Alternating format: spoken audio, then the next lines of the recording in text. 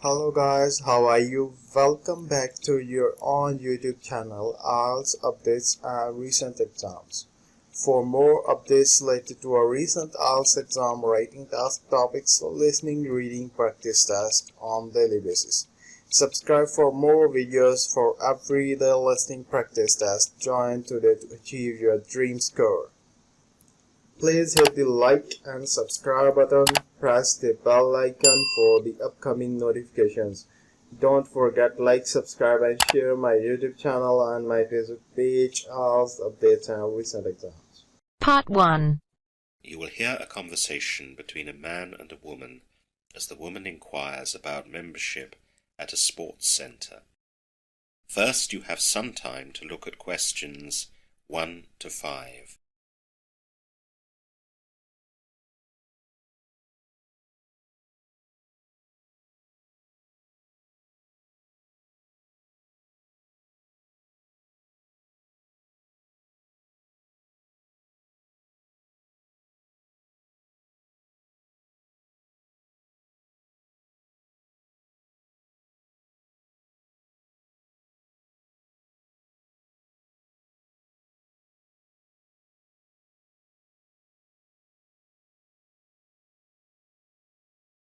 Now listen carefully to the conversation and answer questions 1 to 5. Hello, I'm Steve. Welcome to Bruntwood Sports Centre. Can I help you? Hello, yes, I hope you can help me. I'd like some information about joining the sports centre. Do you have any idea about what kind of membership you'd like? We do full membership, swimming only, or gym and classes, and there are special rates for students and different age groups. Yes, I checked online before I came here. I'd be interested in the full membership, and I wouldn't be eligible for any of the special rates. That's great. Can I take some details from you to start with? Of course. First of all, what's your name? It's Alice Watson. Is that Watson? W-A-T-S-O-N? That's right. Good. Now, can I take your address, please? It's 16 Austin Way, Bruntwood. Is that A-U-S-T-E-N for Austin? That's right. And was it 16 or 60? 16. Thanks. Do you know the postcode? Oh yes, it's BR5 8HY. Thank you. Now, I need your date of birth, please. I was born on the 13th July 1996. Are you sure you can't get a student membership? I'm afraid not. I'm not a student. I have a full-time job. What's your job? I'm a dental assistant. Now, can I take a contact telephone number for you? Of course. My home number is 01763 973 644. Do you have a mobile number as well, as that's often easier to reach people on? Oh yes, it's 07772 021 388. Do you call people often? It's not for marketing if that's what you're worried about. It's just if a class you've signed up with has changed for any reason, we can let you know and save you a wasted journey. Oh, I see. Before the conversation continues, you have some time to look at questions 6 to 10.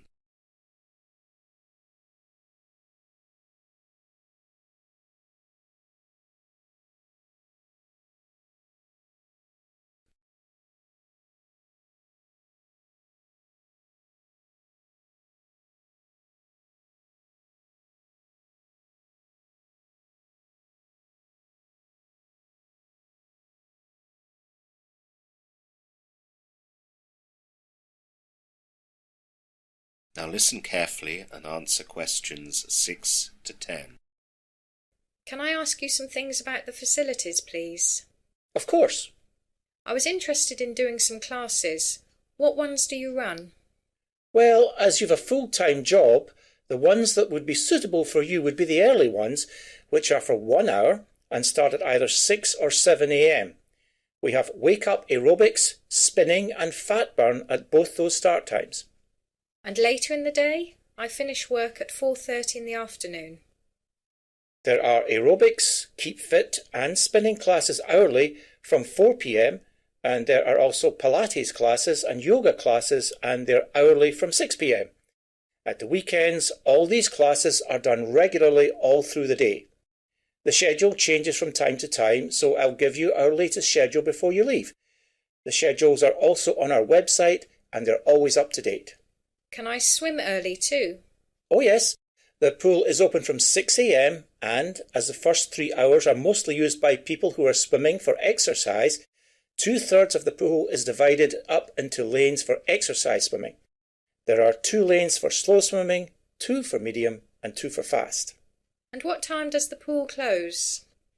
Well, the centre closes every day at 10:30 p.m. and so the pool closes half an hour before that. You can swim up until then every day. Now, I'd like to ask about the gym. I've never done that and I'd like to give it a go to see if it'll suit me. Well, I'd recommend it. It can really develop people's core strength and by doing that you'll avoid injuries at other sports. It also really makes you feel good about yourself. So our gym is open during the opening hours of the centre and if you want to try it out, you'll need to book an induction with one of the instructors so that you get to know the machines. This will help prevent you from injuring yourself. Inductions are free for full members. Another thing you can do is book a regular session with a personal trainer. This is a great way of getting fit. Not only is it harder to be lazy and avoid going for your session, but the trainers are great motivators. Those are great ideas. Thanks. I'll definitely try that. That is the end of part 1. You now have half a minute to check your answers.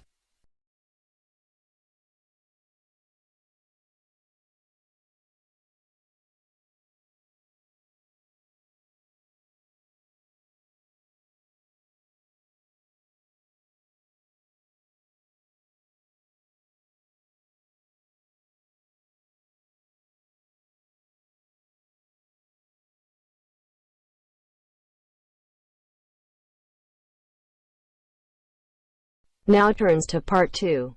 Part 2. You will hear a woman giving some information about facilities at a holiday resort. First, you have some time to look at questions 11 to 15.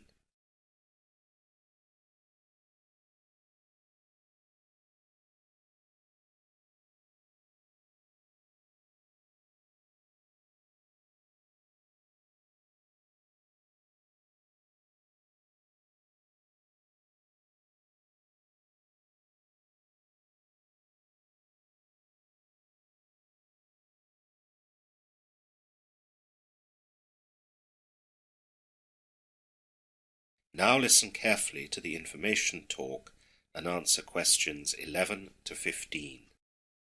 Good morning, everyone, and welcome to this information talk. Most of you arrived here at the Sun and Sand Resort yesterday evening, and it's my job today to let you know a little bit about what's available for you here and where these things are. We are currently in the main reception area. If you leave here, you'll find the ornamental lake right in front of you. Directly opposite, you'll find the bus stop, which I'll tell you more about later. If you take the path from the right-hand side of the lake, you'll pass the mini-golf on your left and, just after that, the swimming pool on the right. If you continue down the path, you'll reach the sports center, where you can use the resort's gym and squash courts and also take part in the regular exercise classes that we run there. If you take the left-hand path from the lake, this will take you to the resort's private beach. On the way down, you'll see our tennis courts on the right-hand side. When you arrive at our beach, you'll see our snack bar on the right-hand side just behind the beach. Food and drink is available here. Back across the path from the snack bar is the activities office, which is also behind the beach. If you're not the type of person who just likes lying on the beach all day, you can visit this office and they'll give you details about the kayaks, sailing boats, pedalos, and various other beach equipment that we have. Finally, our beach is enclosed on both sides, and the area to the far left as you arrive by the path is reserved for over 18s. People can find there a quiet place away from the noise of children if they so wish. You now have some time to look at questions 16 to 20.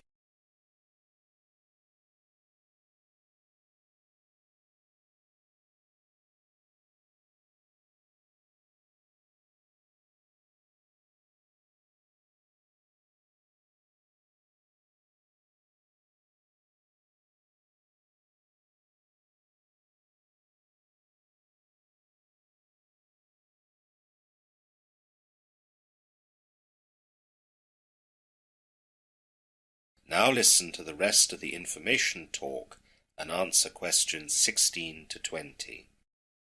So, now that I've told you a little about where things are, I'd like to give you some information about them all.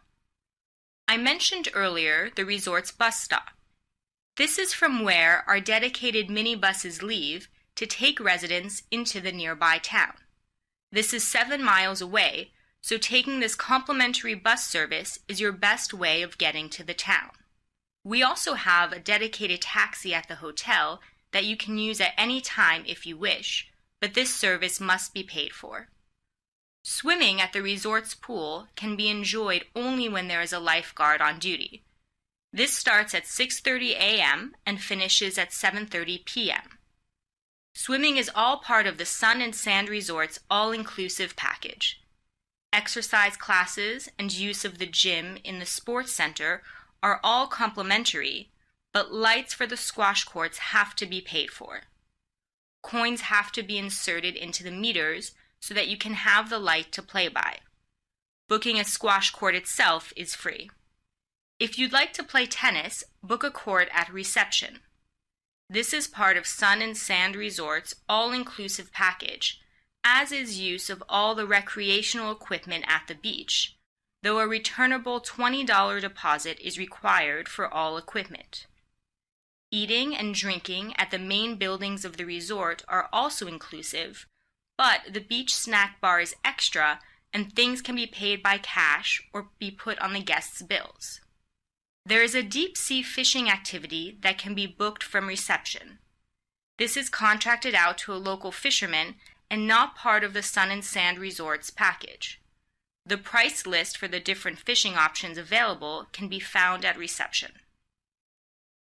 Finally, we have entertainment at the main buildings of the hotel every evening.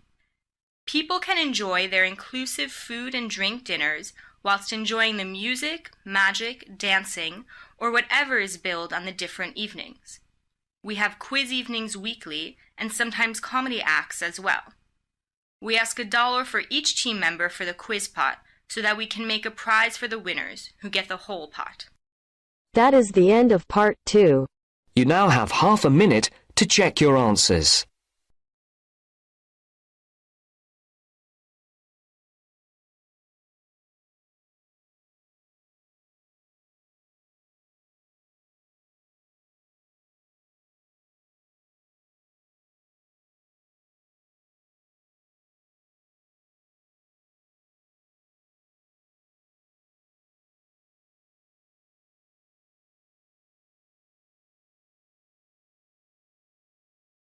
Now turns to part 3.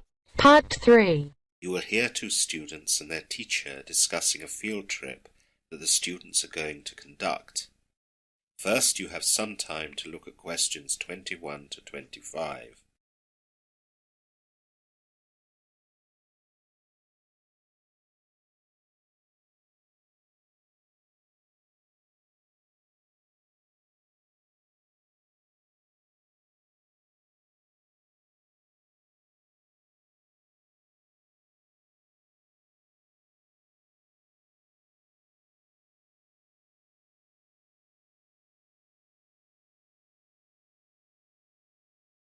Now listen carefully and answer questions 21 to 25. Hello, Dr. Rogers. Can we speak to you for a moment? Oh, hello, Samantha. Hello, Eric. Yes, I'm free. What can I do for you? It was about our geography field trip. We wanted to explain to you a little about it. so that we know that we're doing the right thing. Okay, off you go. Well, to begin with, we decided our field trip will focus on the River Stour. The river is not far from where we both live, so that will help us when we need to do secondary visits to it. Yes, that'll be useful. It's sometimes only later on, during a project, that people realise they need further data, and a long journey can sometimes be very awkward to arrange. That's what we thought. Well, I'm glad you're taking those things into account. Now, you'll need to go right up to the source of the river to get the correct readings. Oh yes, we'll begin there. We'll be doing a road trip for a few days to collect all the information we need. What sorts of things will you be studying at the river? We'll be looking at how the River Stour is part of the area's different watersheds. What sort of data will you be collecting? We'll be taking water samples along the length of the river to start with. We'll also need data on flow levels, but of course we won't be able to get good figures on that in one trip. Samantha and I are going to visit the National River Authority's offices in Stourbridge. They have all the data there that we need. Have you got an appointment with them? Yes, one of the water officers will be meeting us and will give us admittance to the archives that we need. The people at the National River Authority were very helpful when I called them. Good. Now, you'll also need more data than what you've mentioned so far if you want to examine the area's watersheds. Yes, we know that. Watersheds themselves consist of all surface water and include lakes, streams, reservoirs and wetlands, as well as all groundwater and aquifers. We'll need to work on all these water systems in the area. We won't be able to include everything in our project, as the word limit is relatively short. Our plan is to include a bit of everything, but focus on the role of the River Stour in the area's watersheds. That all sounds fine. You now have some time to look at questions 26 to 30.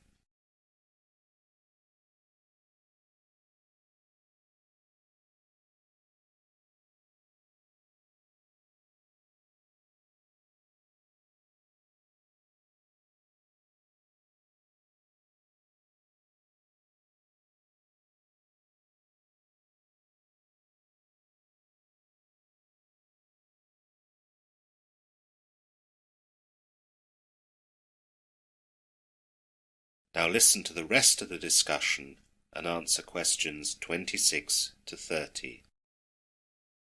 I also wanted to ask about when we have to give in the project.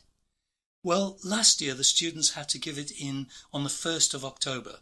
A lot of students found that they didn't have enough time though, so I was thinking of making it exactly a month later. However, I'm not really sure yet. You've plenty of time right now, so just keep an eye on the department website and I'll post the due date when I'm sure. And what is the exact word limit? There's a 5,000 word limit, but don't forget you need to include appendices with any background detail that you need to provide. I will also require an annotated bibliography with all of the sources that you used. Now, these latter two things aren't included in your word limit, but you need to be aware that this is quite a lot of extra material that needs to be included in your projects. Is there any equipment that you could recommend we take, Dr. Rogers? Of course, there are lots of things that you'd find useful. You'll need a water chemistry test kit, turbidity tubes, TDS probes, nets, hip waders, compasses, stopwatches, and a field guide of that area. Although you can buy all these things online, you might as well sign them out from the department for nothing. There's a returnable deposit, but it's not too excessive. That's very handy advice, Dr. Rogers. Thanks. What I must also remind you about is to take security precautions. I know that you are all quite responsible, but being around water can always have potential dangers, and you must take particular care if there's been a lot of rain and the river is high. First of all, stay together. If one of you falls in or gets into difficulties, then the other immediately knows about it and can do something. The other major thing to take care about is washing your hands after being in contact with the water. River water is not as clean as it used to be, and if you come into contact with river water and then eat without washing your hands, you run the risk of ingesting bacteria. This can lead to all sorts of tummy upsets. That is the end of part 3. You now have half a minute to check your answers.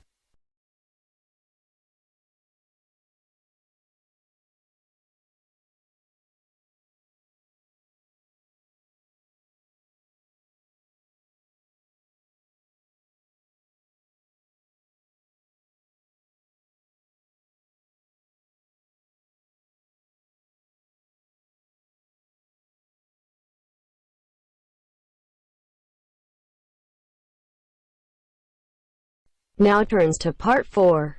Part 4. You will hear part of a zoology lecture on the Tasmanian devil. First, you have some time to look at questions 31 to 40.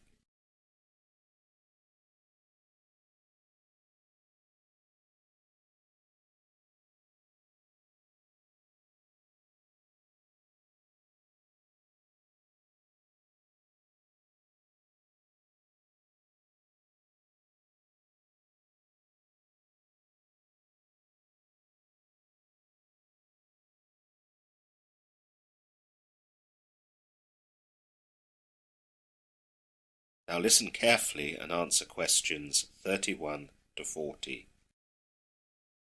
Hello everyone and welcome to this zoology lecture. The Tasmanian devil cannot be mistaken for any other marsupial. Its spine-chilling screeches, black colour and reputed ferocity led the early European settlers to call it the devil.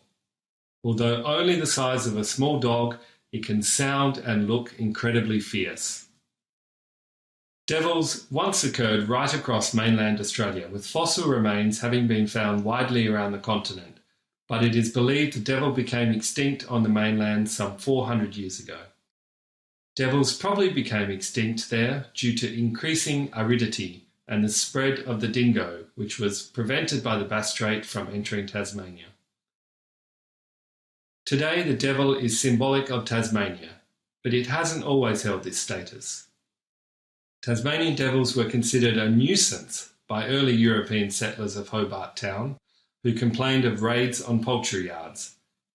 In 1830, the Van Diemen's Land Company introduced a bounty scheme to remove devils, as well as Tasmanian tigers and wild dogs, from their northwest properties. For more than a century, devils were trapped and poisoned. They became very rare and seemingly headed for extinction, but the population gradually increased after they were protected by law in June 1941. Tasmanian devils are found throughout Tasmania, in all native habitats, as well as in forestry, plantations and pasture, from sea level to all but the highest peaks of Tasmania. Densities are lowest in the button grass plains of the southwest, and highest in the dry and mixed forests and coastal heath of Tasmania's eastern and northwest coasts. Open forests and woodlands are preferred, while tall or dense wet forests are avoided. Most are found in mixed patches of grazing land and forest or woodland. Relative trapping success and spool and line tracking indicates that Tasmanian devils travel through lowlands, saddles and along creeks, avoiding steep slopes and rocky areas, and favouring predictable places with rich sources of food such as carcasses, trash dumps and roads. Dens are typically underground burrows such as old wombat burrows, dense riparian vegetation, thick grass tussocks and caves. Adult devils are thought to remain faithful to their dens for life, so den disturbance is destabilising to populations. The devil is mainly a scavenger and feeds on whatever is available. Powerful jaws and teeth enable it to completely devour its prey, bones, fur and all.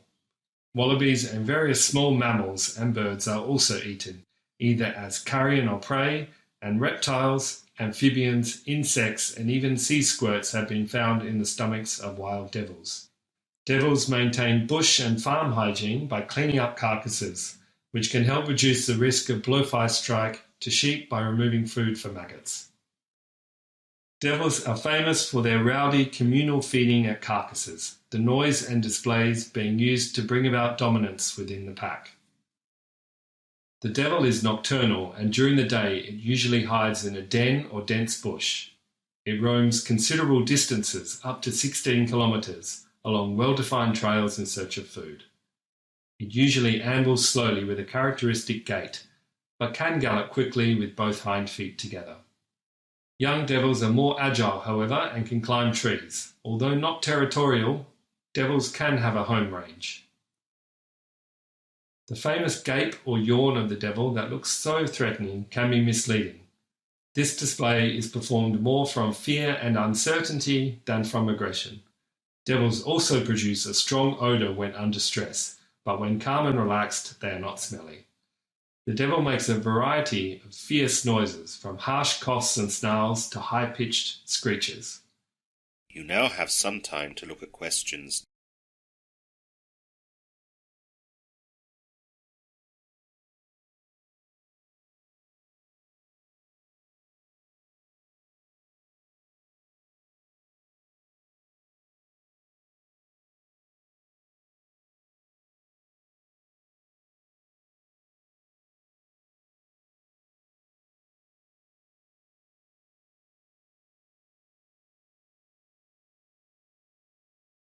Now listen to the rest of the discussion and answer questions. A sharp sneeze is used as a challenge to other devils and frequently comes before a fight. The Tasmanian devil mates for the first time at the end of their second year. It breeds around March, and it takes 31 days after mating for the young to be born. The female has about 20 to 30 live offspring, all of which are approximately a gram. Unfortunately, there is only room in the pouch for 4 devils, and usually only 2 or 3 actually stay in the pouch. The other young devils are usually eaten by their mother. The young stay in the pouch for about 100 days. They stay with their mum outside of the pouch for about 5 to 6 months and then fend for themselves. The mean lifespan for a devil is approximately 6 years, although they live longer in captivity. That is the end of part 4. You now have half a minute to check your answers. Thanks for listening. God bless you all. Don't forget like, subscribe and share my YouTube channel and my Facebook page, IELTS Updates and Recent Exam. For everyday listening practice test, for more material visit my website www.ieltsupdatesandrecentexams.com. The link is also given below in the description. Please write your score below the comment section. And please like and subscribe my channel for more IELTS listening practice tests on daily basis. Again, thanks for listening. God bless you all.